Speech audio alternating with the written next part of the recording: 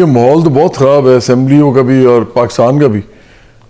Social media पे हर वक्त गालम गलोच और एक दूसरे को बुरा भला कहना। असेंबलियों में भी यही हाल है, एक दूसरे पे इल्ज़ाम तराशी।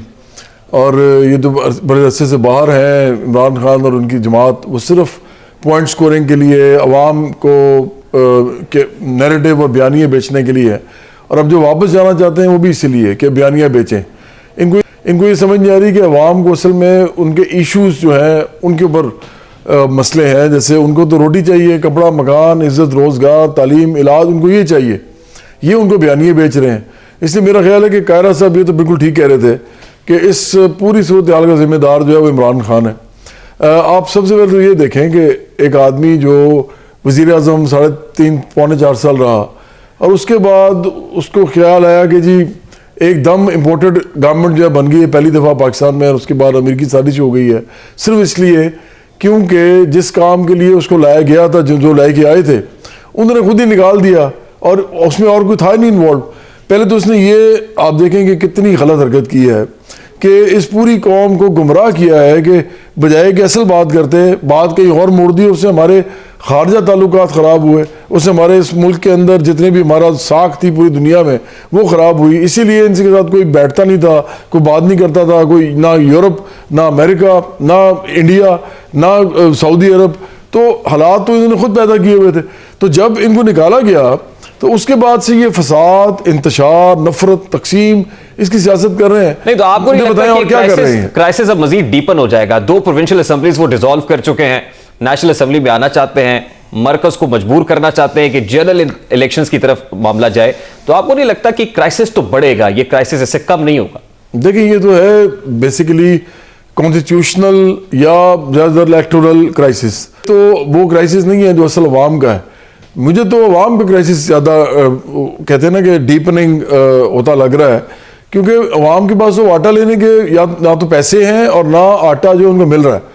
तो ये ज्यादा बड़ा मसला है मेरे ख्याल में पाकिस्तान का। इसका हल क्या है? मैं ये तो कह रहा हूं ना कि पॉलिटिकल अनसर्टेनिटी होगी तो इकोनॉमिक अनसर्टेनिटी भी रहेगी, वो स्टेबिलिटी तो नहीं आ सकती। इसका हल सिर्फ ये है कि या तो इमरान खान को नाअहल किया जाए और सही तरीके से, जायज तरीके से। 2-3 इतने इंपॉर्टेंट मुकदमात हैं, मुझे नहीं समझ आ रही कि क्यों नहीं किया जा रहा। भाई इस मुल्क के अंदर एक गरीब आदमी को आप एक रोटी चुराने पे अंदर डाल देते हैं। इमरान खान ने इस मुल्क के साथ क्या क्या नहीं किया। इस आदमी ने इस मुल्क का बेड़ा गर्क किया हुआ है। लेट्स बी वेरी ऑनेस्ट, आपको लगता है कि at this point in time किसी लीडर को, पॉलिटिकल लीडर को सिंगल आउट किया जा सकता है, माइनस किया जा सकता है, -1 फॉर्मूला काबिल अमल है, या इससे को फायदा होगा मुल्क का? -1 का क्या मतलब है? पहले जो किया गया है, या तो फिर एक काम करें ना, आप नवाज शरीफ को भी वापस आने दें, इमरान खान को भी जो है वो नाअहल ना करें, लेवल प्लेइंग फील्ड। और फिर उसके बाद हम फिर इन सबसे लड़ेंगे।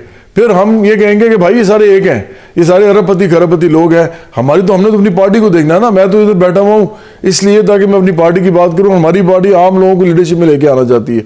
इमरान खान की पार्टी में कितने लोग हैं जो कि मिडिल क्लास से हैं, वो तो सीधा भी नहीं होंगे। वो सारे के सारे वही लोग हैं जो अपनी कॉन्स्टिट्यूंसी से इलेक्शन लड़ते हैं और अरबों रुपया अपने पास है, करोड़ों रुपया लेके लगा के इलेक्शन लड़ते हैं। अच्छा, तो फ्रैंकली स्पीकिंग मुल्क में 1.5-2 दर्जन का एक रेवड़ है जिसको इलेक्टेबल्स कहते हैं। जब तक वो इलेक्टेबल्स किसी के झोली में अपना वजन नहीं डालते हैं, पलड़े में जब तक वजन नहीं डालते, तब तक वो ना तो वजारत उज़्मा ले सकता है, ना ही वजारत आला ले सकता है।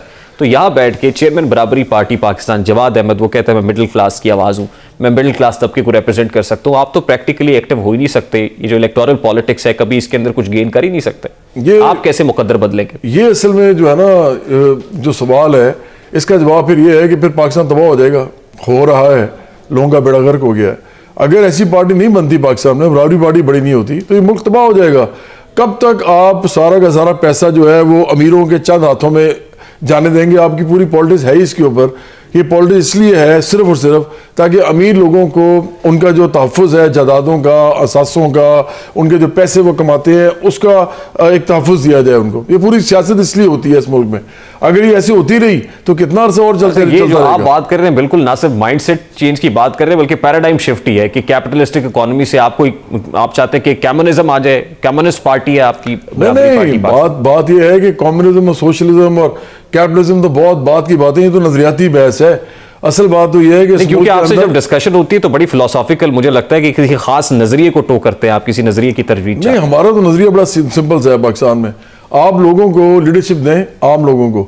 मुझे बताएं कि एक मजदूर अगर चला जाए मिसाल के तौर पे असेंबली में, वहाँ जाके वो क्या कानून बनाएगा? वो ये बनाएगा कि स्पेशल इकोनॉमिक जोन्स बनाए जाएं अमीरों के लिए, वो तो मजदूर है ना। वो ये बनाएगा कि ये इनको इलेक्ट्रिसिटी पे छूट दी जाए, इनको टैक्स की छूट दी जाए, या इनको कर्जे माफ किए जाएं, वो ये बनाएगा कानून कभी? कैपिटलिज्म के खिलाफ जंग लड़ रहे हैं आप? नहीं, हम तो पाकिस्तानी थर्ड वर्ल्ड सिस्टम के खिलाफ जंग लड़ रहे हैं, जो कि थर्ड वर्ल्ड कैपिटलिज्म है। इसके अंदर फर्ज करें, अगर हमें रिफॉर्म्स भी करने हैं, फर्ज करें आपका रिफॉर्म्स का एजेंडा है, तो सबसे पहले आपको रियासत को इसके अंदर मुआशी अमल में डालना पड़ेगा। किस हद तक डालते हैं तो लोग डिसाइड करेंगे, लेकिन लोग तो है ही नहीं पार्लियामेंट में। जो आम लोग हैं वो तो पार्लियामेंट में नहीं है। जवाद साहब, मुझे क्योंकि ब्रेक लेनी है, लास्टली टुवर्ड्स द एंड, वो कहते हैं दोज़ख में दुनिया उसे जन्नत की पड़ी है। यहाँ पे डिफॉल्ट के खतरे हैं, दिवालियापन के दहाने पर हैं, रोटी मिल नहीं रही है, प्रॉब्लम्स ऐसे हैं कि बिल्कुल हम बिल्कुल बॉर्डर लाइन के ऊपर खड़े हुए हैं। आप बिल्कुल इसमें इनकलाब बर्पा करने की या बिल्कुल पैराडाइम शिफ्ट की बात कर रहे हैं, बिल्कुल एक 180 डिग्री की तब्दीली चाह रहे हैं, क्या मुमकिन है? मुझे क्विकली बताइएगा, फिर ब्रेक लेनी। मेरा तो ख्याल है कि ये बिल्कुल मुमकिन है। जो इस वक्त हो रहा है वो बल्कि ज्यादा देर नहीं चल सकता, और जब वो खला पैदा होगा तो क्या होगा फिर? अगर आपका क्राइसिस ये नहीं खत्म होता, पिछले 15-20 साल में आप देख लेना, ये जितने भी पार्लियामेंटेरियंस बैठे हुए आपस में लड़ रहे हैं, इन सबके असासे बड़े हैं, इनके जो पीछे इनके सहूलतकार हैं उनके भी असासे बड़े हैं।